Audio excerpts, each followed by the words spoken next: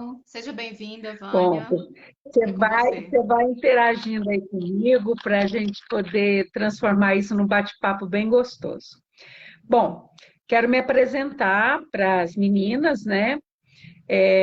Meu nome é Vânia Weitzel, eu sou de Uberaba, mas eu moro atualmente em Brasília.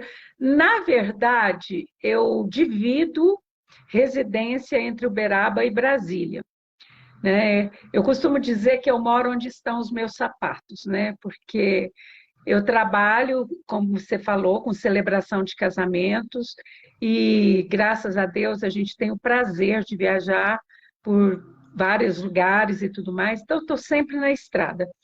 E eu tenho uma formação, eu fui professora universitária, em função dessa profissão, eu tive que ter uma formação acadêmica bem rigorosa, né?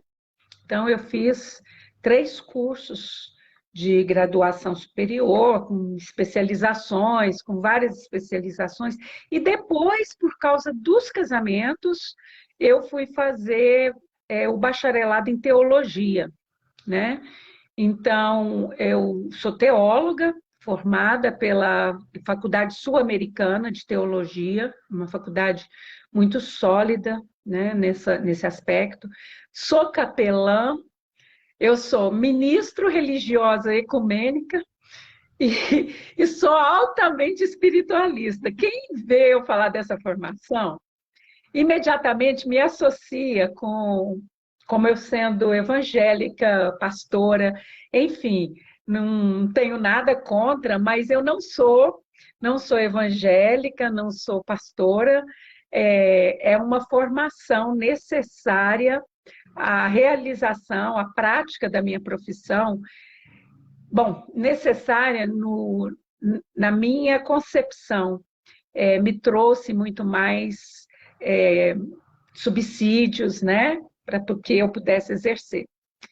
Eu sou, como eu disse, espiritualista. Por que espiritualista? Eu poderia dizer que sou espírita. Hoje eu sou espiritualista. Eu sou adepta do que o apóstolo Paulo fala: vê de tudo, retende o que é bom, né? Então, como teóloga, eu estudo as religiões e hoje eu descobri que cada religião tem alguma coisa de muito bom, tem alguma coisa de muito útil e tem aqueles dogmas, tem aquelas coisas que não me dizem respeito e que eu não quero para mim. Então, assim, eu passei por várias ideologias, filosofias, e encontrei no espiritualismo aquela referência que me trouxe mais respostas, né?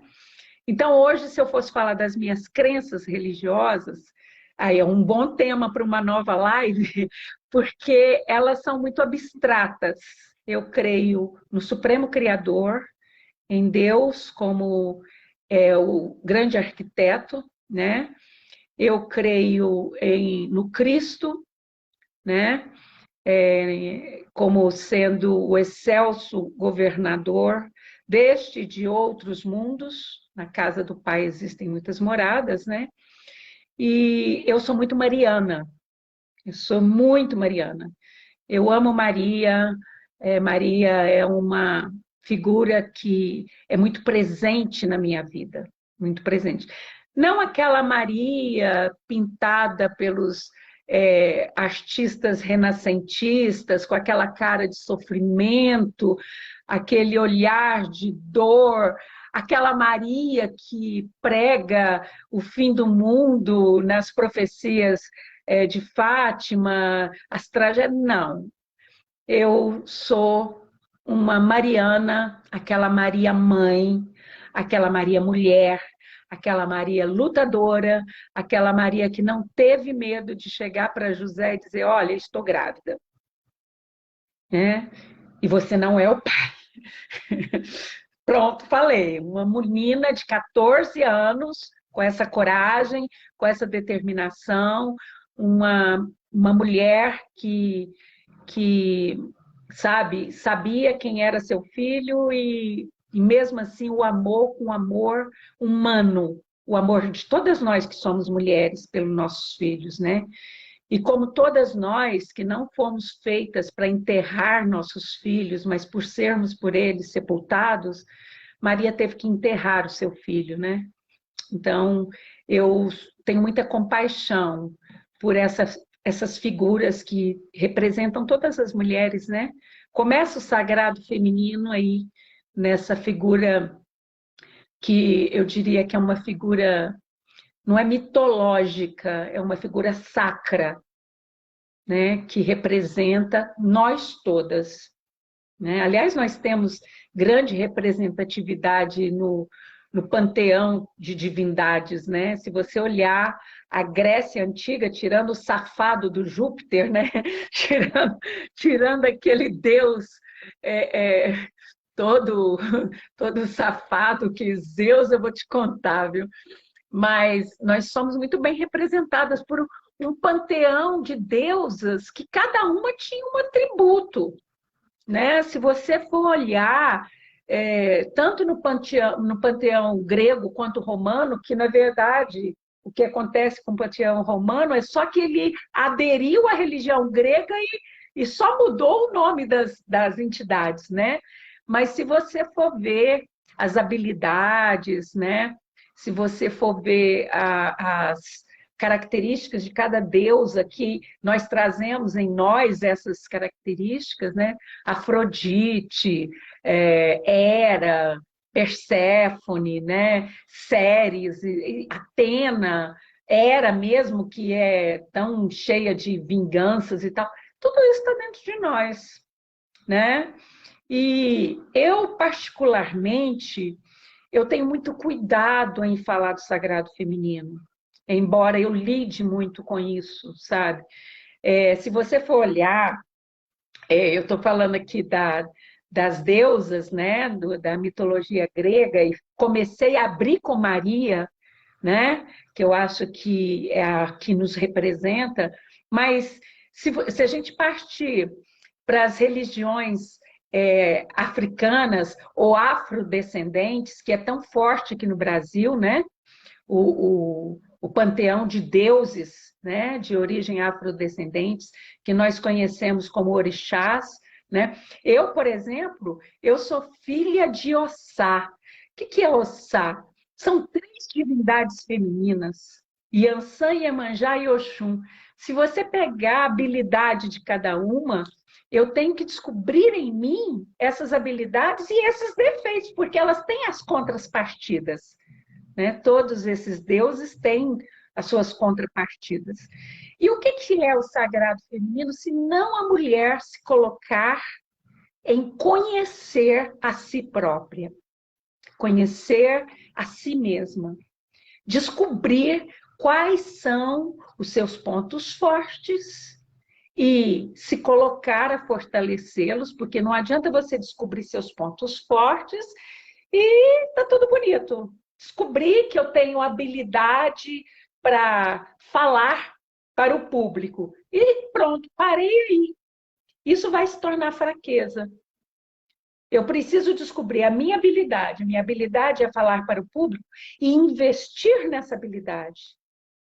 Na formação, na preparação, né? Então, isso é uma coisa. Outra coisa que a gente precisa entender quando a gente fala em sagrado feminino é que, em conhecendo as nossas habilidades, nós precisamos colocá-las em prática. Aí entra uma característica, um aspecto muito engraçado que a gente percebe, que acontece com muita frequência, as pessoas confundirem o sagrado feminino com o feminismo. São duas coisas muito distintas. Particularmente, eu não gosto dessa pecha de feminista, de machista, eu não gosto disso. Por quê? Eu vejo o ser humano, eu olho para o ser humano, procuro enxergar a essência deste ser. Se ele está, olha o que eu vou falar, se ele está homem, ou se ele está mulher, para mim é uma consequência. Eu olho para o ser humano como um cidadão universal, um ser cósmico universal. E como ser cósmico, ele pode estar temporariamente vivenciando uma experiência de yin ou de yang, da força feminina ou da força masculina. Então, é uma questão de consciência, né? Pois não, você ia Eu falar, vou só Miss? abrir um parênteses. Daria uma excelente live essa questão do yin yang, que é energia masculina e feminina, para a gente já pensar nisso. Um ótimo Isso, a gente assunto. pode pensar assim. Então, o que as pessoas precisam entender, e é por isso que eu não gosto da pecha feminista ou machista, é que nós trazemos dentro de nós essas duas forças em equilíbrio, ou deveriam estar em equilíbrio. Porque na natureza elas estão em equilíbrio. O símbolo do yin e yang é exatamente isso. É um viés, né, de uma força sobre a outra, e dentro da força yin, tem aquele círculo yang, dentro da força yang tem o círculo yin. Então, dentro de nós temos as duas essências. E aí, o que a gente tem percebido é uma incompreensão das pessoas, né, de ambos os sexos, nas duas, no entendimento dessas duas forças, né?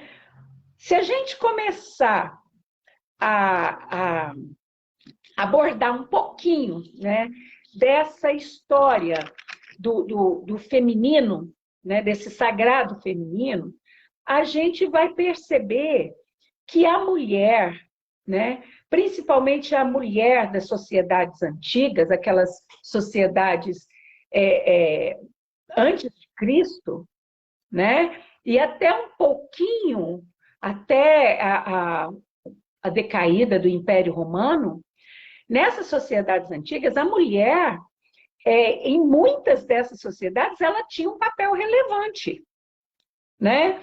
Por exemplo, em Roma, as patrícias romanas, as mulheres romanas, elas tinham um papel relevante. Inclusive, elas podiam pedir até o divórcio. Elas podiam escolher o marido. Você entendeu? Entre os celtas, as mulheres eram consideradas como seres sagrados. Tanto é que os mais altos cargos entre os druidas, sacerdotes, eram dados às mulheres, né? No Egito, as mais elevadas sacerdotisas, com exceção do templo de Amon-Ra, que era o grande deus, todas eram mulheres. E a mulher egípcia, inclusive, Hatshepsut é um grande exemplo, se tornou faraona, né? Nefertiti, todos sabem o papel que ela teve, né, na 18ª dinastia, a sua força associada não só à sua beleza, mas à sua cultura, à sua força, à sua ação política, né? Todo o contexto histórico em que ela esteve inserida. Então, as mulheres, elas tinham um papel social fundamental, um papel muito importante. Mas, além de ter um papel social fundamental, o que essas mulheres tinham de diferente das mulheres do nosso tempo? Elas tinham uma profunda conexão com a sua natureza, com a sua essência interior. Então, essas mulheres, elas se conheciam, elas se respeitavam, e tem uma coisa que era muito importante, uma coisa que nós esquecemos, agora que nós estamos começando a resgatar, que é esse lado sensível da mulher. Sensível que eu falo, não é o lado de chorar, o lado de ser frágil, não. Dela ser realmente sensitiva, intuitiva, perceptiva. Nós somos altamente perceptivas, mas ainda assim, isso está muito bloqueado na mulher de hoje. Por que que está bloqueado? Porque ela não se conhece, ela não se permite conhecer. Né? Então, hoje se fala muito no empoderamento da mulher, que a mulher tem que se empoderar, que a mulher precisa se libertar das amarras do patriarcado, que a mulher precisa se compreender como um ser absoluto, né? Que ela não precisa de nada além do que habita dentro dela. Eu acho que não é assim, não. Todos nós precisamos uns dos outros.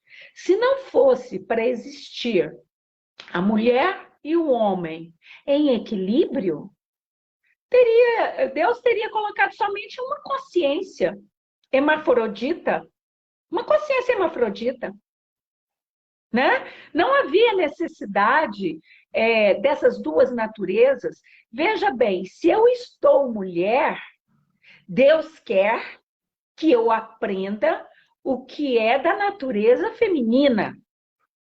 E o que é da natureza feminina? Não é a fragilidade.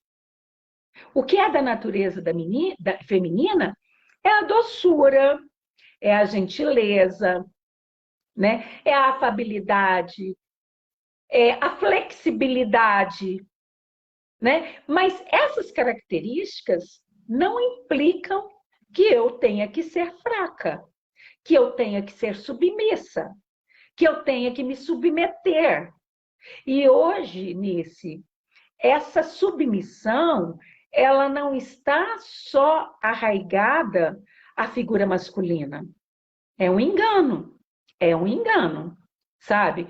Porque todas as vezes que nós falamos nessa submissão feminina, logo nós pensamos na imposição do patriarcado, né? Porque nós tivemos 600 anos de terror, que é a Idade Média, que isso representou para a mulher toda a sua castração, tudo aquilo que ela representava de poder. Por que todas as mulheres que representavam, que demonstravam sua força, foram condenadas pela Inquisição? Vamos falar do exemplo de Joana d'Arc.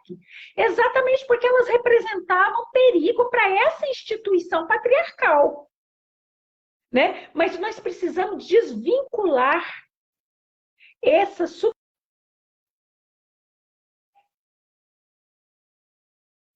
né? Nos libertar das amarras sociais, desses padrões autoimpostos, está tudo certo. Mas o que eu vejo? Né? A questão de que o papel da mulher está muito ligado, e na Idade Média isso foi imposto, você deve se submeter à reprodução e as suas funções estão restritas à casa e à família. É isso. Você não pode sequer fazer um chá para tirar uma dor, uma cólica menstrual, porque aí você é bruxa. Não pode. Tá. Aí hoje se usa isso o tempo todo para poder profanar o masculino. Né? Então, o homem é culpado, o homem é culpado, o homem é culpado, quando, na verdade, nós estamos falando aí da Idade Média, o culpado era o que o homem estava representando, uma instituição que via na mulher um símbolo demoníaco, né? Pelo que ela representava. Mas e hoje? O que a mulher se submete? Se ela não está mais submissa ao homem, se ela está buscando o autoconhecimento do seu corpo, dos seus ciclos, da sua sensibilidade, do seu poder como mulher, explorando, inclusive, a sua percepção sexual, né? Ela está aceitando as suas emoções, explorando a sua sexualidade, tudo. Mas ela se auto-boicota. Ela aceita de livre e espontânea vontade submeter-se a outras imposições. Por exemplo, Nice, fala para mim que você não conhece uma meia dúzia de mães que não se submete ao patriarcado dos seus filhos. Diz para mim que você não conhece. Então, o que a gente acontece? E isso hoje, em constelação familiar, a gente estuda muito isso, né?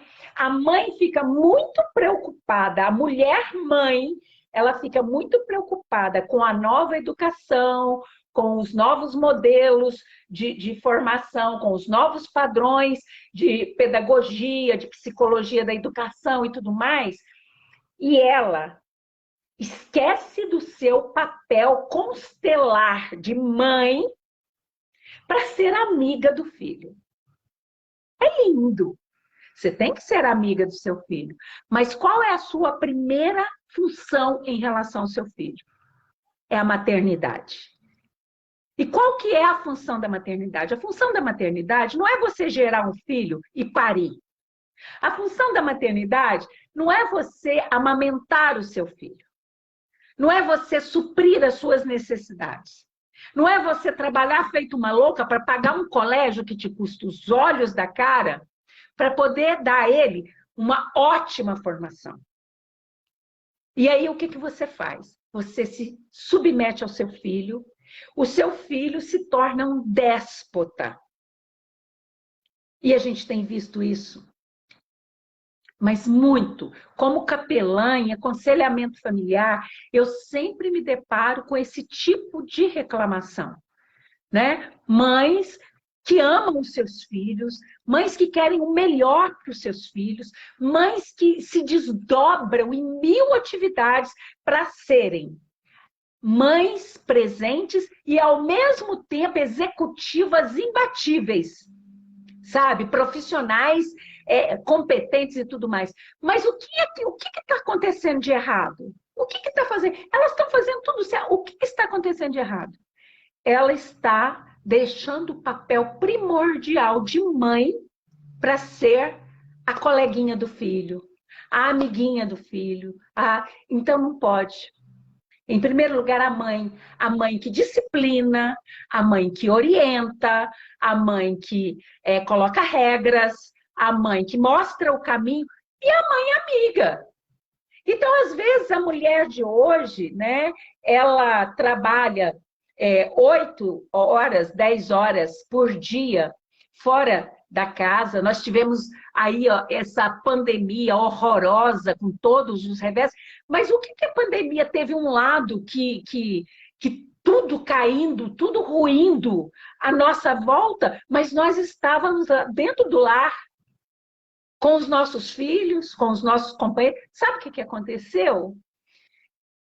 Eu escutava as mães assim no grupo, né, que nós temos de estudo e tudo. Pelo amor de Deus, quando que vai acabar essa pandemia para voltar à escola? Eu não aguento mais esse menino dentro de casa. Eu não aguento mais esse menino dentro de casa. Não é que o menino fosse arteiro, não é que o menino... A questão que estava aí era o quê? O conflito de relacionamento. Porque ela aprendeu a conviver com o seu filho naqueles momentos em que ela leva ele de manhã para o colégio, ela almoça com ele e depois ela pega ele no colégio 5h30, 6 horas da tarde. Esses são os momentos em que ela relaciona com ele. E nesses momentos, a mãe, né, da nossa atualidade, que não conhece a si mesma, que não conhece a sua força, o seu amor, ela não conhece o amor que ela tem, o que ela faz? Ela quer suprir a sua ausência com aquele filho, transbordando materialidade. Transbordando materialidade. O que significa isso? O filho sai do colégio com a mãe. Estou dando exemplos aqui ao acaso, tá? Que estão me vindo na cabeça. O filho sai do colégio com a mãe. Mãe, eu quero comer McDonald's. Então vamos comer McDonald's. Sai Mãe, eu quero ir lá no shopping, eu quero ir no playground, eu quero ir para a casa do fulano. Não importa. A mãe, qual é a mãe? A mãe da constelação familiar. Filho, agora é hora de irmos para casa, você vai tomar o seu banho, nós vamos jantar, você vai me ajudar a preparar o jantar, porque isso é importante. Esse é um momento de convívio. E depois nós vamos brincar um pouco, vamos conversar, vamos assistir alguma coisa junto, não sei. Mas ela cede. Ou então ela vai preparar o jantar, briga com ele durante 40, 50 minutos para que ele vá tomar o banho, porque ela não criou essa relação anterior, porque ela não tinha tempo, ela não teve tempo, né? Então ela vai terceirizando. E aí, o que ela faz para poder ter um pouco de paz para fazer o jantar ou para organizar alguma coisa? Dá a ele o tablet, ou dá a ele o celular, e deixa que ele se envolva com aquela atividade, né? Para que ela tenha, então, um breve espaço de tempo para se concentrar na atividade que ela está fazendo ali, de colocar a roupa na máquina, de preparar o jantar, o almoço do outro dia, de ajudar nas tarefas, enfim. Então, a mulher, hoje, ela está sobrecarregada. Ela está sobrecarregada, né? Extremamente sobrecarregada. Ela está cheia de atividades profissionais, ela está com as atividades do lar, que hoje muitos esposos são homens, né, o sagrado masculino, né, homens muito bons, tem homens bons, tem homens ruins, tem mulheres boas, tem mulheres ruins, né? Então hoje nós temos muito bons esposos que dividem as atividades do lar, que dividem as atividades com as crianças, mas que acabam sendo cúmplices das mulheres, das esposas, das mães, nessa coisa de ceder, né? Aquele ímpeto do filho, aqueles impulsos do filho, porque disciplinar é oneroso, tá difícil. E aí a mulher carrega uma culpa muito grande. Aí começa o problema do sagrado feminino, porque ela está cansada, ela está frustrada, porque a maternidade não foi aquilo que ela sonhou, ela imaginava que ia ser diferente, que ela ia conseguir passar outros valores, valores que às vezes ela não teve dentro do lar dela, né? Então ela quer passar outros valores e tudo mais, e ela acaba percebendo que ela não está conseguindo fazer isso. E aonde que reside o problema? Na ausência de conhecimento interior, de saber quem ela é. Você quer falar alguma coisa, Nice? Eu estou falando e não deixo você falar. Então, a gente, quando fala em sagrado feminino, é uma proposta que a gente fala ao ser humano que está mulher. E aí, Nice, se me permite a ousadia, eu me dirijo, inclusive, aos meus irmãos homossexuais, porque eles estão femininos, eles estão com a energia feminina, eles estão mulher, né? Então, quando a gente vai falar do sagrado feminino como um todo, na verdade, nós queremos passar às mulheres um conjunto de ensinamentos sobre as suas emoções, sobre os seus ciclos, né? Além de potencializar o entendimento que ela tem do próprio corpo e o seu papel na sociedade. Então, não é tornar essa mulher feminista, não é tornar essa mulher rebelde, revoltada, e agora vai ser do meu jeito, se quiser assim, não. É ela criar regras. Primeiro, ela precisa se conhecer sua força, até onde ela consegue ir, testar os seus limites, porque você não muda do dia para a noite, ninguém muda. Você não dorme uma menina toda cheia de recalque, toda fragilizada, toda sofrida, e acorda uma mulher maravilha, toda empoderada, toda cheia de si, toda dona da razão. Não é assim que as coisas acontecem. Mas nós podemos começar a colocar regras. E a partir do momento em que você coloca uma regra, você tem que ser forte o suficiente para dizer o seguinte: regra é regra, e eu não vou quebrá-la. Então, se você diz para uma criança de 5, 6 anos, eu quero ir para a casa da vovó, eu quero ir para... Hoje não é dia de ir para a casa da sua avó. Aí o menino grita. Então, vamos fazer o seguinte: você quer gritar? Quero. É saudável gritar, mas você vai lá para o seu quarto, eu vou fechar a porta e vou colocar uma música aqui na sala, porque eu não quero ouvir seu grito, e você pode gritar lá à vontade. Quando você terminar de desabafar, você bate na porta, eu abro, você vem para cá, a gente continua conversando. Eu estou dando exemplos, tá? Eu hoje já sou avó, eu tenho neta de 19 anos. Na minha época, educar exigia um nível de disciplina mais rigoroso do que tem hoje. Não é a questão de bater, de espancar, nada disso. É a questão de regras, de mostrar à criança desde cedo que nós vivemos num mundo de leis, de causa e efeito. Para toda ação existe uma reação, né? Então você sai com ela desde pequenininha, você está dirigindo o carro, o farol fecha. Isso é uma regra. O carro tem que parar. Tem uma propaganda que eu estou gostando muito na TV, não sei se vocês assistiram, que as crianças estão falando para o adulto: vocês nos ensinam regras, mas não as cumprem, em relação à TV pirata, não sei se vocês viram. Né? Então, quer dizer, você fala que isso é errado, mas você pratica coisas erradas. Você fala para a criança que ela não deve jogar lixo na rua e você pega um chiclete e joga pela janela do carro. Você entendeu? Então, você está mostrando à criança que regras e leis é da boca para fora. E você tem que dar exemplo. Olha, Jesus não deixou uma única palavra escrita. O primeiro evangelho de Jesus, escrito por Marcos, foi escrito quase 39 anos depois que ele foi crucificado, pelos discípulos de Marcos, porque Marcos já estava velhinho demais, já estava morrendo. Nem foi Marcos que escreveu. Ele não deixou uma palavra escrita. O que ele deixou? Exemplos, histórias.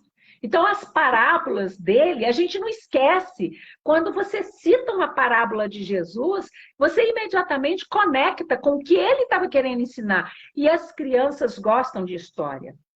Então, não adianta você dizer, né, para uma criança que ela não pode fazer aquilo. Eu estou começando pela criança, né? Depois a gente chega no adulto. Dizer para uma criança que ela não pode fazer aquilo. Você tem que... A criança, ela vai entender através de historinhas, através de fábulas. Então, contar para ela uma história em que aconteceu algo parecido e que, por isso, não pode ser feito daquela maneira, né? Bom, essa é uma questão. Então, a mulher hoje está sobrecarregada, cansada, ela está frustrada e, geralmente, ela se entope aí das fluoxetinas da vida, né, dos bromazepam da vida, para poder sair desse estado de depressão, de angústia.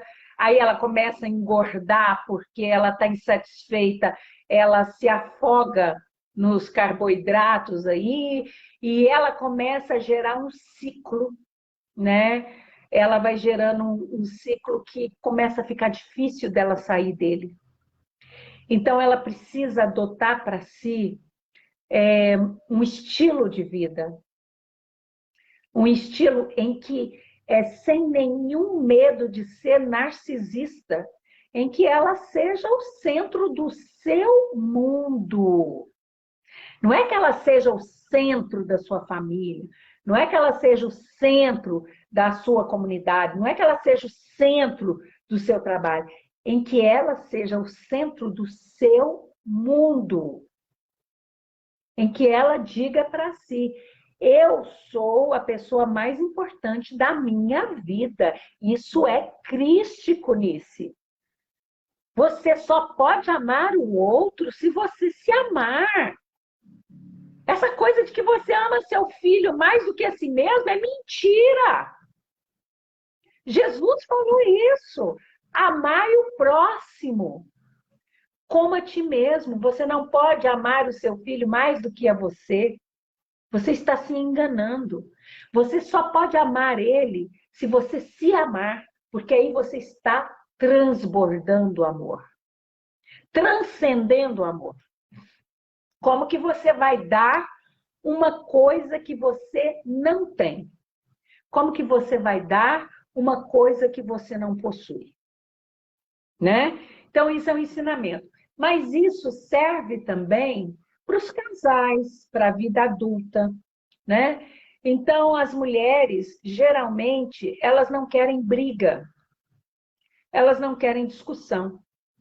Então, aí entra aquela questão de que, às vezes, no próprio trabalho, um colega de trabalho fala alguma coisa que ela não concorda e ela deixa aquilo por aqui, daquela forma mesmo, não manifesta a sua opinião, o seu pensamento, o seu posicionamento, porque ela fala assim, não vai adiantar mesmo, não vai, eu não vou mudar nada, eu não vou resolver nada, vai continuar a mesma coisa, então o que, que adianta eu falar? Então ela continua na sombra.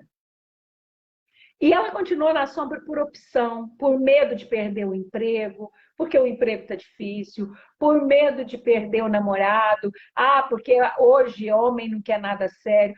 Será que homem não quer nada sério? Porque quando eu converso com os homens, nesses aconselhamentos, eu escuto o contrário. Você acredita que eu escuto o contrário? As mulheres não querem nada sério. O que, que eu faço? Eu quero casar, eu quero uma pessoa que me dê valor, eu quero uma pessoa para construir uma família. As mulheres só querem balada, as mulheres só querem farra. Isso é o que eu escuto. Sabe? A geração das patroas, né? Então, das coleguinhas. É o que eles estão falando, eu estou repetindo. Aí eles falam assim, então a gente fica assustado. Você está percebendo que não é o homem, não é a mulher? Né? A minha geração, a geração da minha mãe, Nice, foi uma geração em que, a minha não, graças a Deus, eu já casei trabalhando, graças a Deus. Mas a geração da minha mãe, das minhas avós, era uma geração em que a mulher era educada para ser dona de casa. Era educada para ser dona de casa.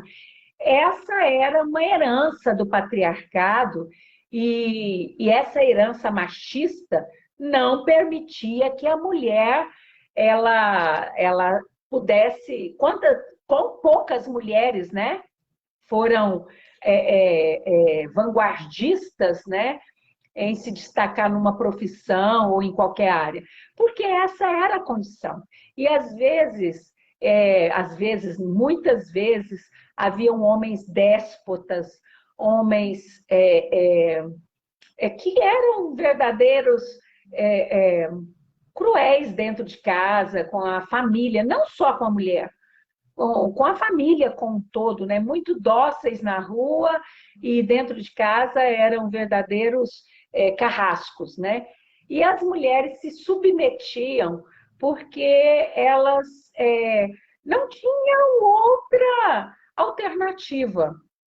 Geralmente, os pais, a cultura era tão restrita que os pais não aceitavam uma mulher separada, uma filha separada. Eles preferiam que a mulher sofresse todas as agruras possíveis, que as mulheres fossem agredidas, que as mulheres... Enfim, mas era melhor isso do que ter uma filha separada, né? E, infelizmente, isso ainda acontece nos nossos dias. Acontece muito, né? Você acha que é incomum Mas quantas mulheres ainda não se submetem, né, a torturas psicológicas? Às vezes nem são físicas.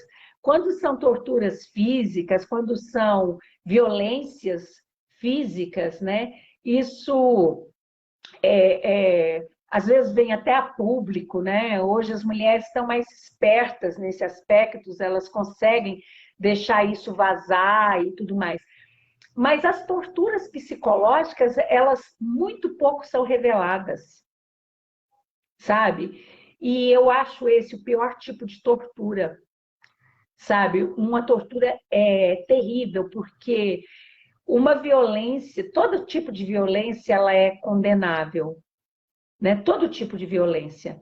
Mas você imagina uma pessoa que se submete diariamente a um estupro psicológico, a uma violência mental de alguém, e não necessariamente ser só o homem, de alguém dizer que você não presta, de alguém dizer que você não faz nada direito, de alguém dizer que você é burra, que você não é inteligente, que você é incapaz, que você é incompetente. Às vezes a pessoa vai contar algo com tanta alegria. Ah, olha, eu consegui um emprego, assim, assim, assim. E aí fala assim, vamos ver quanto tempo isso vai durar? Porque você é incompetente, você sabe que você não faz nada direito. A pessoa compra uma roupa nova, veste aquela roupa com alegria, e aí a outra pessoa diz para ela, ficou horroroso, olha seu corpo, olha o seu corpo, olha que horror que você está seu corpo. Sabe? A ponto de, às vezes, buscar uma aventura na rua e quando a pessoa descobre, ainda se justificar assim, fui buscar mesmo, porque olha para você. E ela aceitar isso, porque ela se sente culpada, porque ela não se conhece, ela não conhece o seu poder, ela não conhece a sua força, ela não resgatou a sua essência feminina. Então, tem aquele livro, eu gosto de citar, né, aquele livro Mulheres Correm com os Lobos, né, da Clarissa Píncola, porque eu gosto muito de Jung, eu sou junguiana, né, e ela é uma psicóloga junguiana. E ela traz no seu livro esse arquétipo da mulher selvagem, mas não de que a mulher deva agredir, rebater e bater de frente, não é isso, né? Quando a gente consegue essa conexão conosco mesmo, quando a mulher consegue essa conexão consigo mesma, com seu corpo, com a sua natureza, né? Então a mulher, ela se empodera. Ela se empodera. Ela não vai aceitar ficar ao lado de alguém que não acrescenta a ela. Porque o casamento, Onice, seja ele de uma mulher com um homem, de uma mulher com uma mulher, de um homem com um homem, seja a forma que a família for hoje, porque hoje a família mudou o seu modelo, né? Então, hoje nós temos multifamílias, polifamílias, né? Mas a partir do momento que a mulher ela resgatou a sua essência feminina, que representa um estado de consciência do seu ser. Você entendeu? A partir desse momento, independente da classe social que ela tiver, independente da classe social que ela estiver, independente até dela ser mulher, independente da cor de pele dela, ela pode ser negra, ela pode ser loira, ela pode ser ameríndia, ela pode ser boliviana, venezuelana, não importa. A partir desse momento, né, que ela se conhece, ela passa a valorizar as suas experiências, porque ela conhece a sua capacidade. Ela fala: opa, você não vai falar comigo assim. Você não vai fazer isso comigo. E se ela começar a se colocar e ela for agredida, ela tem que denunciar. Aí eu escuto aquela desculpa, mas ele é o pai dos meus filhos, né? Ele é o pai dos meus filhos. É ele que sustenta a casa. Aí é difícil. Sabe por que é difícil? Não é porque ele é o pai dos seus filhos, não é porque ele sustenta a casa, é porque você não quer mudar. É isso que eu vejo. Essa é a leitura que eu faço. Essa é a mulher que não quer fazer conexão com ela mesma. Porque, Nice, sem nenhuma lisonja, eu já tinha um curso superior completo, eu já exercia vários trabalhos, né? Quando eu me separei do meu primeiro esposo, né? E eu me vi numa situação muito adversa, eu tive o prazer e a honra, que até hoje eu trago a característica, porque se tornou um toque para mim, de ir fazer faxina na casa de outras pessoas. Graças a Deus. Graças a Deus. Né? E eu tenho muito orgulho de contar isso, não para dizer que, eu trabalhei como faxineira, não. É para dizer que qualquer trabalho é nobre a partir do momento que você conhece a sua força. Eu conhecia a minha capacidade, eu conhecia a minha força. E eu sabia que em algum momento eu ia ter novas oportunidades, mas eu precisava sobreviver. Eu tinha filhos pequenos que precisavam do leite no final do dia, que tinha que comprar fruta. E que bênção! Todos os dias, no final do dia, eu recebia aquele dinheiro sagrado da faxina. Sabe? Então, nós temos vários recursos. Hoje, eu falei para uma pessoa que eu estava fazendo esse acompanhamento, né, de capelã, eu falei assim, você já ouviu falar de esposa de aluguel? Ela ficou horrorizada, né? Horrorizada. Aqui em Brasília, isso tem os maridos de aluguel e agora está pegando muito a questão da esposa de aluguel. Por quê?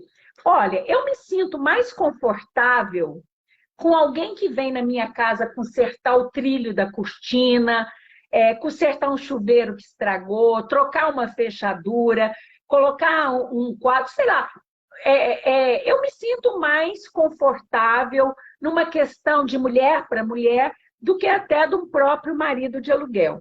Né? Então, eu conversando com ela, falei, você já ouviu falar da esposa de aluguel? Você tem tantas habilidades, você pode oferecer essas habilidades nas redes sociais, nos grupos, né, das redes sociais. Agora, na pandemia, no começo da pandemia, o ano passado, aqui no prédio que eu moro, eu vi tanta coisa. Tanto é que a minha manicure hoje é uma manicure que vem em casa, né? Esse trabalho que começou a ser feito dessa forma. Então, hoje, independente da classe social, independente do nível intelectual, a mulher, ela consegue, sim, ela consegue sobreviver, submeter-se a si própria e não a outrem, nem a filho, nem a marido, nem a patrão. Porque ela precisa, de vez em quando, dizer para ela quem é que manda nela. Você entendeu?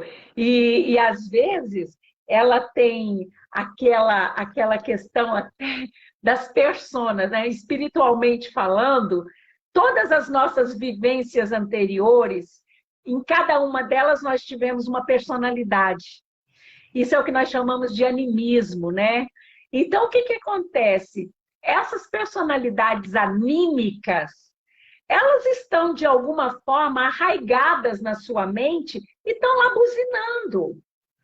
A gente diz que o nosso pior inimigo somos nós mesmos.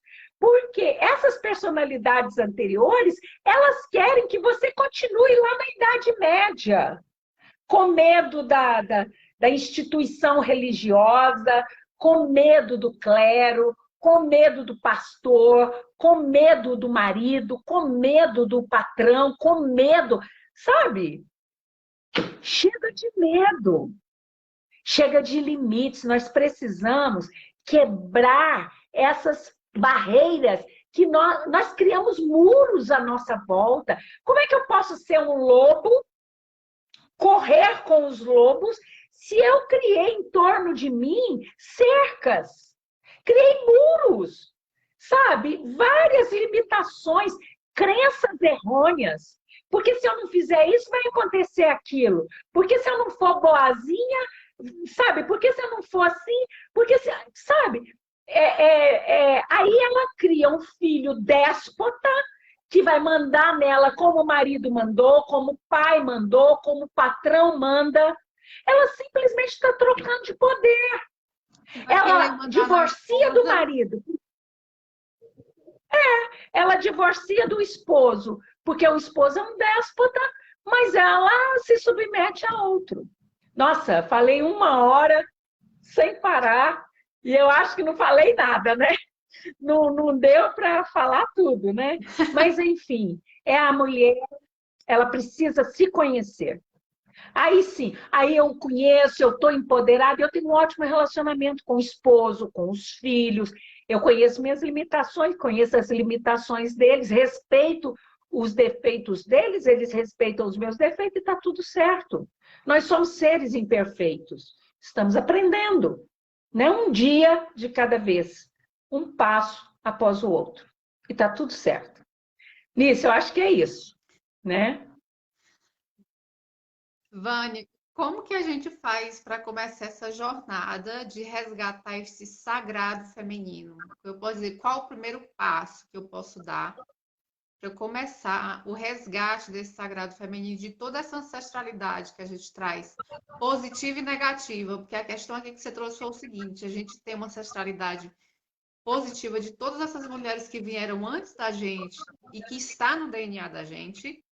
Mas também a gente traz essa ancestralidade de mulheres que viveram essa vida de submissão, que não está muito longe da gente, que foi os nossos bisavós, as nossas avós, e até mesmo as nossas mães. Então a gente tem no nosso DNA espiritual esses dois lados dessa ancestralidade que a gente traz lá de trás. Como que a gente faz para resgatar o sagrado feminino dentro dessa ancestralidade positiva que a gente já tem dentro da gente? Olha, muitas vezes nós precisamos de ajuda. Sozinha é muito difícil, é muito difícil. Um caminho solitário, sabe, é o caminho da autorreflexão, da meditação. Da mulher, ela brigou com o marido hoje, por exemplo. E aí ela voltar para dentro dela, num processo de meditação, e começar a questionar: por que eu briguei?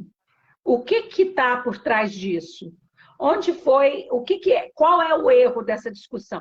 Ela começar a se questionar, mas sozinha nisso, eu acho que é muito difícil. É muito difícil. Nós precisamos de ajuda. Essa ajuda, ela pode vir de diferentes frentes. Ela pode vir dentro da própria...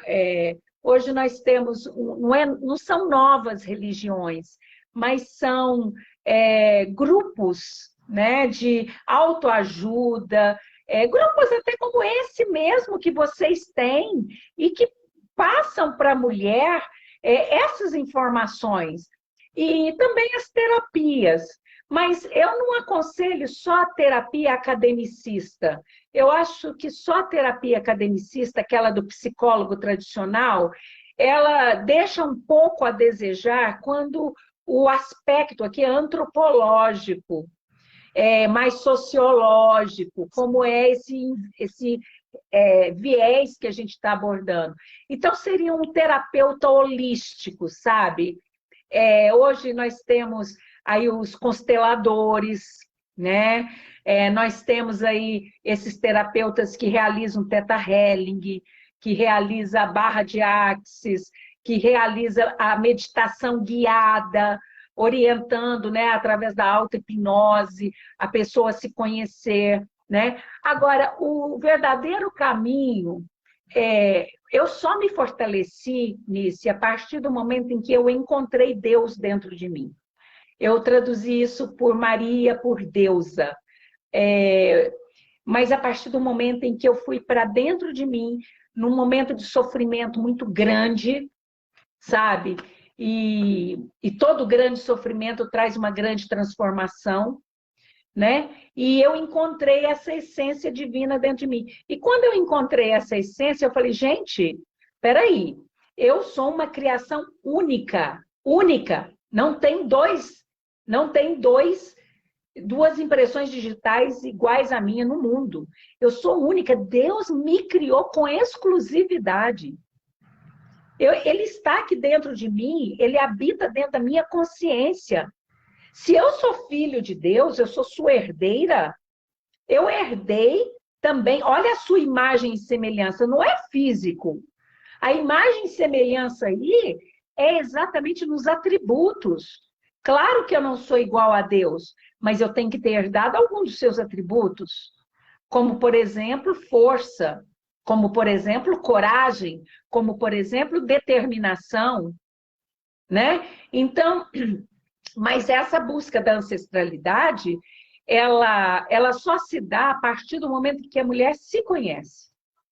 Porque não adianta eu falar das minhas ancestrais, da força que teve a minha bisavó, que saiu da Alemanha, que enfrentou todos os reveses, que veio aqui, se isso não me trouxer a força que eu preciso para agir hoje. Qual é o exemplo da minha bisavó, que veio da Alemanha para cá com todo aquele sofrimento, com filho na barriga, com outro, viajou num navio segurando o filho no braço? O que ela está dizendo para mim? Ela está dizendo o seguinte, ó, eu não tenho medo do desconhecido. Eu saí da minha terra, larguei minha família, larguei meu povo, enfrentei o desconhecido de atravessar um oceano, eu sou corajosa, eu sou destemida. E o que adianta eu conhecer a história ancestral, dos meus ancestrais, e não colocar isso em aplicação hoje?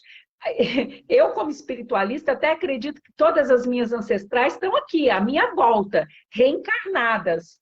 Você entendeu? Inclusive, eu posso ser uma delas, né? Porque Deus jamais afasta almas afinizadas. Mas então, não basta conhecer essa ancestralidade, é preciso que você se coloque as habilidades que elas te transmitiram. Por exemplo, a minha bisavó materna era escrava, foi escrava, era negra, conhecia todas as ervas, conhecia tudo que as plantas, né, de poder podiam trazer de benefício e tudo mais, né? Sabia fazer aquelas comidas no fogão a lenha. Eu não a conheci. Então, o que eu tento resgatar em honra a essa ancestralidade? Eu gosto de ler sobre as ervas, de conhecer os chás, essa coisa. E eu preciso colocar isso em prática, porque não adianta só eu ler. Eu tenho que entender, absorver, assimilar, introjetar isso em mim. Isso é um segundo passo nisso. O primeiro passo está escrito no Oráculo de Delfos, 3.000 anos antes de Cristo. Na entrada, quando você entra naquele templo, está lá, conheça-te a ti mesmo. Não adianta você ir numa igreja evangélica, não adianta você ir numa catedral católica, num templo budista, num centro espírita, para pedir um aconselhamento, para pedir uma orientação, para buscar um conhecimento, se você não se conhece. Aquilo vai soar como alguém, um personagem que fala algo na televisão. Não te tocou, você ouviu, mas você não escutou. Você entendeu? Então, eu preciso, em primeiro lugar, me conhecer. Isso é um processo lento. É uma morte. Você tem que morrer. E, geralmente, essas grandes mortes se dão em grandes sofrimentos, infelizmente, porque a gente chega à verdade pelo amor ou pela dor, né? E a gente geralmente opta pela dor, né? Então, é assim, a gente começar a refletir sobre o que está acontecendo na nossa vida. Eu costumo recomendar o caderninho, sabe? Você ter um caderno onde você anota todos os dias o que você fez de bom, as suas atitudes conscientes, e aquilo que aconteceu de ruim e a forma como você reagiu àquilo. É importante você escrever como você reagiu àquilo e reler isso. E depois, se acontecer um fato parecido, você reler a sua nova reação, sabe? Isso é muito importante, né? E o auto-perdão nisso. Não se sentir culpada porque você não tem tempo para ficar com seu filho o tempo que você queria. O pediatra do meu filho mais velho, que se tornou muito meu amigo, Renato Humberto Fabre, ele dizia assim para mim: mãe, não importa o tempo que você fica com seu filho, é a qualidade desse tempo. É a qualidade desse tempo. Então, assim, eu costumava encher o meu filho mais velho de brinquedos, de presentes, para tentar suprir a minha ausência. Ele falou assim, de jeito nenhum. E ele nem era psicólogo. Ele falou assim, dá os presentes quando ele merecer ganhar algum presente. Quando ele merecer alguma recompensa, né? Porque senão ele vai crescer trocando tudo com você. Sempre trocando. E não é assim um relacionamento, né? Então é isso, eu acho que é um aprendizado constante. Nós estamos aqui no planeta Terra, em pleno século XXI, no ano de 2021, numa transição planetária terrível. Nós estamos, assim, eu diria que em pleno Armagedon. O que é Armagedon? É a briga, a guerra da luz contra as trevas, né? Hoje, você vê que essa reação do sagrado feminino é bem isso. É a gente querer descobrir qual é o nosso papel no mundo e se estabelecer no mundo, né? Aí pense o seguinte, que numa próxima experiência você pode ser homem. E aí, como que você vai brigar?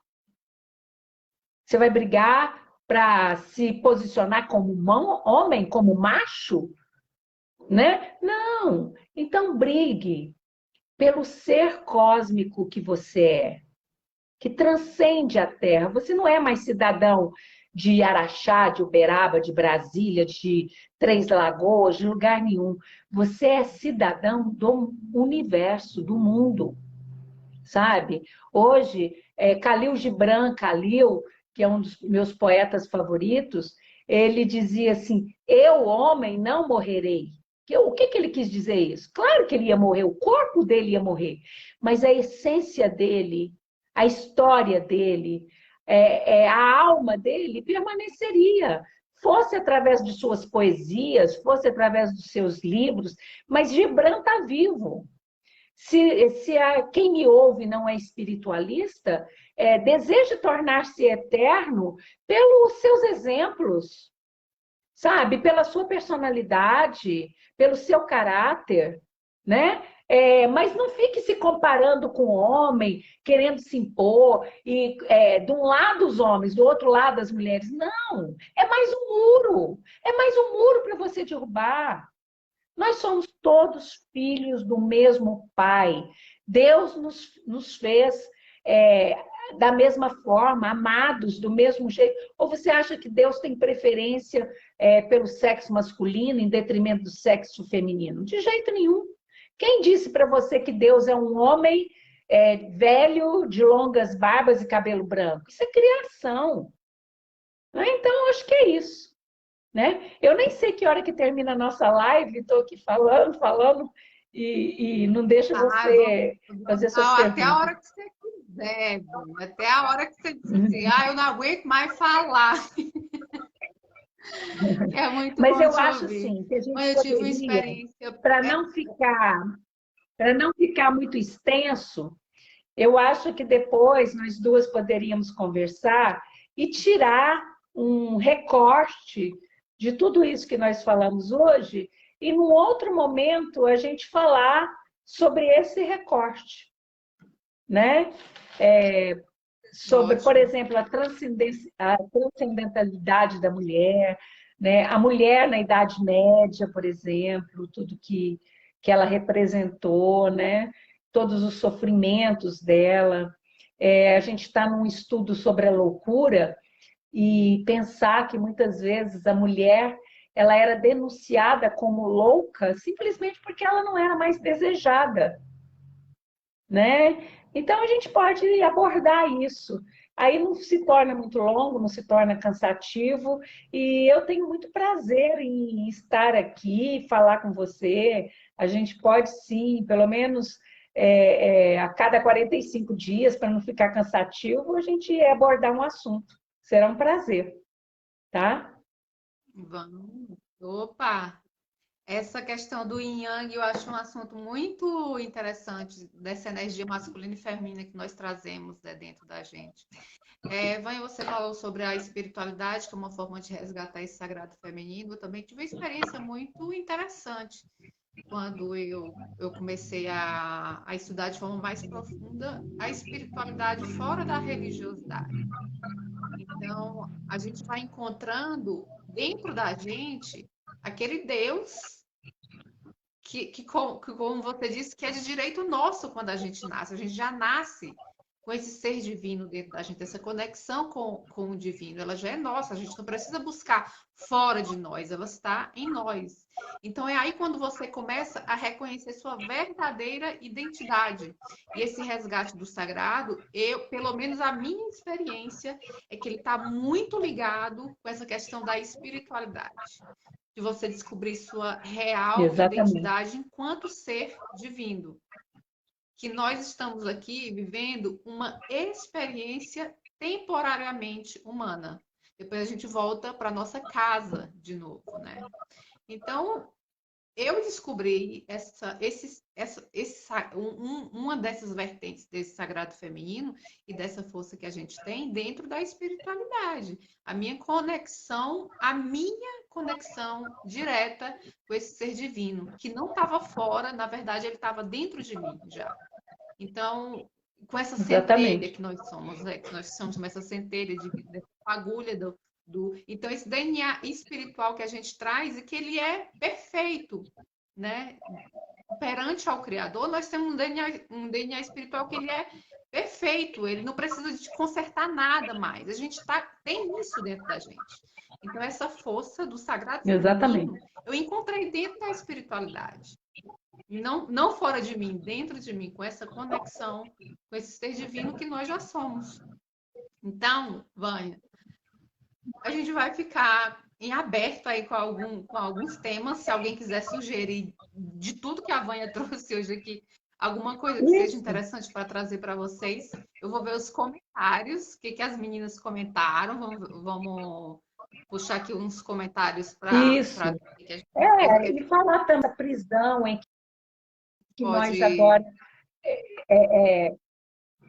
estabelecemos, né, diante da tecnologia, ver com as meninas o tema que elas gostariam, para a gente poder acertar entre nós, e será um prazer. A gente pode falar de várias coisas, a gente pode falar de um viés mais espiritualista, que é a minha realidade também, eu também me descobri nessa. E não é fácil, não, gente. Não pensa que é fácil, não. É como a Isabel falou, as pessoas ficam se esforçando aí para parecer aquilo que elas não são, geram muitas expectativas, né? Então vamos juntas aprender, juntas, como irmãs, como companheiras, não como concorrentes, né, como cúmplices, porque existem homens e existem homens, existem mulheres e existem mulheres. Tem mulheres que a gente tem até vergonha de falar que está no sexo feminino, né? Infelizmente, né? Precisa aprender muita coisa ainda, Ó, infelizmente. Mas então, vem com as meninas e aí a gente faz uma relação dos possíveis assuntos. ótimo. A Aulenita falando o seguinte: o filme da minha vida está rodando ao contrário, lutar contra o sistema vigente por 50 anos. Fazer a faculdade que queria, ter um filho quando escolhi ter, viver a vida que escolhi. Agora descubro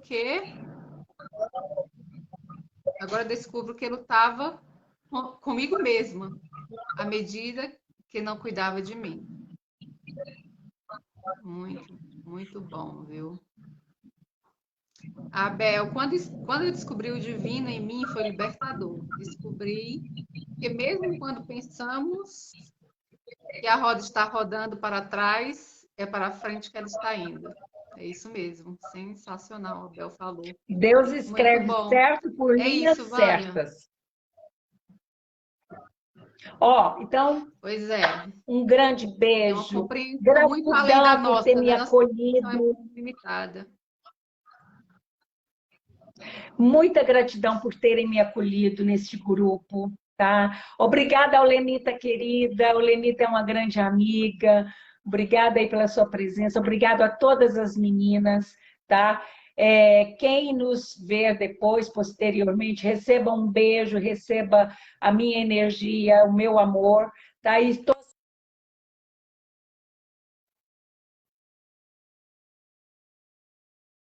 Eu acho que travou.